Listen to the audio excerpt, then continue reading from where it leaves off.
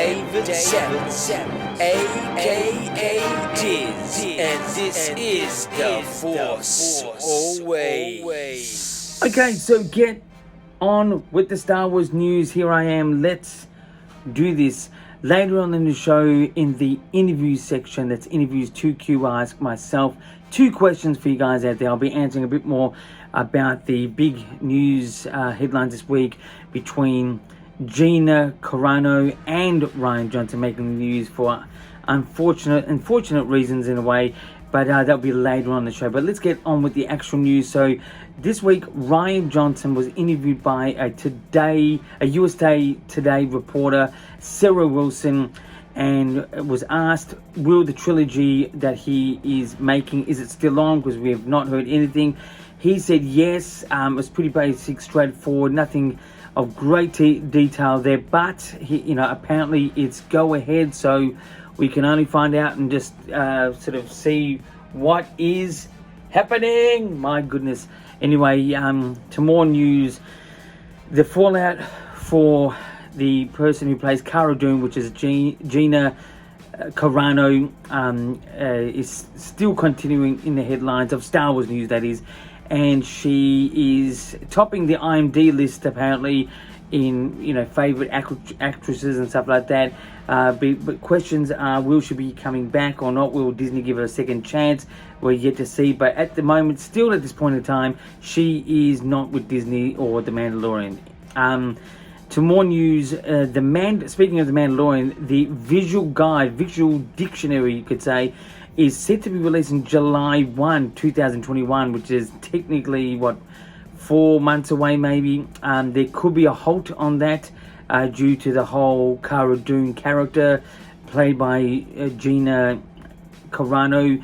There could be sort of facts about her that was inside this particular visual dictionary, unless they can get their negotiation skills together. That's both sides of Gina and Disney.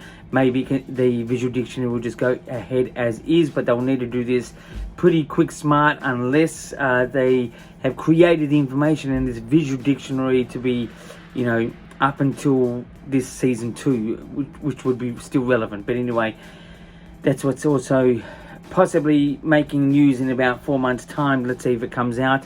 Anyway, that's the news for this time around. Let's get into the views. Views is my story ideas that I have with Star Wars itself. Now, I've got many Star Wars ideas, many big stories. I always give you little snippets of ideas to stories, not actual stories, but that's just sort of giving you little bits of information. As Rian Johnson has sort of announced through this USA Today reported that he's still doing the actual trilogy that he was told that he was go ahead by Disney or Lucasfilm. What could this be successfully about? I think personally the best scenario is he's got to come off original, meaning original ideas, original characters, largely like 90% originality. I think he directs well. I think his story ideas can be a little bit, a little bit out there, unless he really pulls himself into the Star Wars universe. But I think directing he's fantastic, and I think producing he'll be fine. I think writing should be done technically by some other person, just to sort of give that credibility to rejuvenate Rian Johnson's bad persona at the moment within the Star Wars community and sort of outside it. I think personally, if it was 90% original, and if it involved Yoda and Luke Skywalker in their sort of collaborations in the Last Jedi sort of timeline era, that would be good. That's my sort of story idea, sort of an idea for Rian Johnson. But anyway, so that's my views. Let's get into the reviews. Reviews this time around will be about the action figures for Mandalorian. Now you could really pretty much find that the Cara Dune character is a collector's item now, as Hasbro has halted production on the character at the moment, and so that would be a 10 out of 10 to get that. I think personally the packaging is just a little bit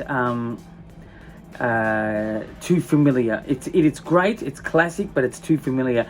I just remember when the prequels came out, each time the movie came out, they would have this exciting new package for the classic figures, and I thought it was just part of the whole Star Wars thing. I know it costs a lot of money, but I think that is what's required with The Mandalorian or any other Star Wars movie project. But anyway, I give, pretty much the characters of Mandalorian, the way that they're presented as action figures, as the classic action figures, about 8 out of 10.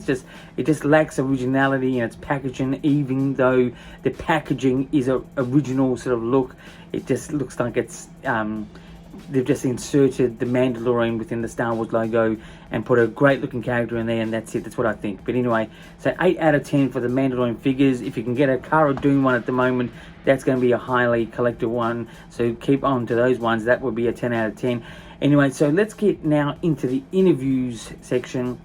My first question is, will Rian Johnson's trilogy go ahead? In my opinion, and I think it's been so long that it's been talked about why it's not been officially cancelled, why it's not been officially put out there. I think eventually, when that is, I don't know. I think we're going to see something. I don't know when. It could be the fact that it could be 20 years after The Last Jedi. I know that when I was at Star Wars Celebration and the 20th anniversary for The Phantom Menace was being played, and the joy and the acceptance, the respect for that movie that was greatly hated at that time was embraced. And I think there is an audience for the ones that were hated back then, which were the prequels. And I think even the hated Last Jedi, Rian Johnson, I think there's something with him that has hit with a certain amount of people and certain people within the Star Wars community. Whether he makes a great film or not, I think eventually we're going to see something, but I don't know. It's just my thoughts that it may happen. Sorry, I think it will happen, not may. I think it will happen, but when, I don't know. Anyway, that's the first question and the answer to that. Now, the second question is, can Gina Carano, who plays Cara Dune in The Mandalorian, be recast? Now, I'm really thinking about recasting and things like this. I think the original actor, unless they're not fitting in the timeline, like the Obi-Wan character, from Alec Guinness to Ewan McGregor, that sort of made sense. But I think personally it would just be too jarring to recast her. It would be a little bit too not too good. But I think eventually, again, this one will work itself out in the coming months, probably coming weeks, and really have a tight schedule for the actress who apparently has caused mayhem for Disney out of this. I am, my opinion of her comments is very, very, it's not exact. I think the character, I think she's a great person. I think she's a great actor for who she is, being a wrestler or fighter. She's a little bit sketchy here and there, but I think she does the job well. I think it would be great for her to come back. My opinion of what she did was, it's not acceptable, but at the same time, we've got to really get the context and the angle of why and what she was saying, rather than assuming what she's saying by just seeing this message either on Twitter or Instagram or whatever, because interpretation can be a killer, especially when it comes to text. Not saying that was just text on her behalf, with photos that was involved, but we really need to get the context and accept her reasoning behind what she was doing, and that would just, resolve a lot of things.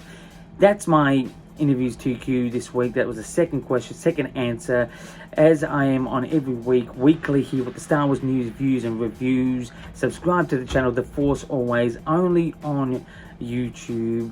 You can Instagram me with the details below. You can Twitter me with the information below, or even YouTube me. And until next time, keep rocking.